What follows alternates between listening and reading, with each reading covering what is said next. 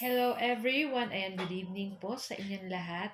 So, medyo nabitin tayo nung last time na nagluto tayo ng adobong pusit sa gata. Kaya naman this time ay magluluto ulit tayo at ginawa na natin 1 kilo para marami-rami yung ating lulutuin ngayon. So, ayan at nagpainit tayo ng ating kawali at naglagay tayo ng cooking oil and then mag-start na tayo mag-gisa nitong ating mga luya. And then after po nyan, isunod na rin natin dyan yung ating bawang at yung ating sibuyas. Ayan. So, hintayin lang po nating lumabas yung bango or yung aromatic nitong ating mga ginigisang bawang, sibuyas at nitong ating luya. Ayan.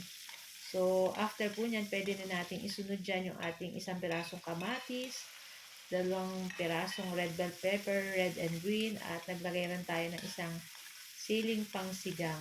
Ni-slice ko na yan. At sinama ko na dyan sa ating ginigisang bawang sibuyas, luya. Ayan. Tapos maglagay na tayo ng dahon ng laurel para mabango na habang ginigisa natin itong ating mga sangkap. Tapos ayan na nga at ihulog na natin dyan yung ating 1 kilong pusit. Ayan. Napakasarap po nito. Pusit na galing pasakaw. Ayan. Tapos syempre, timplahan na natin, maglagay na tayo ng konting asin, pamintang durog. Siyempre, maglalagay po tayo ng oyster sauce. Saka maglalagay din tayo ng toyo. Ayan. Tapos, syempre, hindi mawawala ang suka kasi adobo, o, di ba? Tapos, ayan po, wag muna nating haluin dahil naglagay tayo ng suka. Pero after ilang minuto, pwede na po natin yang haluin. Pero before that, naglagay muna ako ng konting liquid seasoning para sa ating pampalasa pa. Ayan. So, hinalo ko na yan, guys. At naglagay ako ng 1 teaspoon sugar. Pero, syempre, optional. Kung ayaw nyo pong lagyan, okay lang naman po. Tapos, nagdagdag uli ako ng asin, guys. Tapos, ayan, halu-haluin na po natin iyan. At, ilagay na rin natin dyan yung ating 2 pirasong talong na pig-slice ko lang ng katulad ng ganyan. Ayan.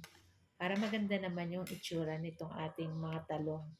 Tapos, ayan, lutuin lang po natin yan, pakuloyin lang natin, and after po nyan, pwede na nating ilagay dyan yung ating gata ng niyog.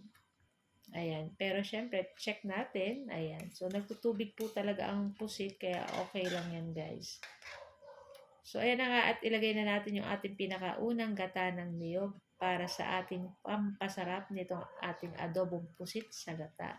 Nako, ang lasa po nito ay manamis-namis ng konti, nag-aagaw yung alat at anghang at lasang-lasa mo yung luya at yung bell pepper. Nako, sobrang sarap. Kaya naman, pag ganito ang ulam, ihanda nyo na ang 1 kalderong kanin. So guys, thank you for watching. Bye! Happy tummy!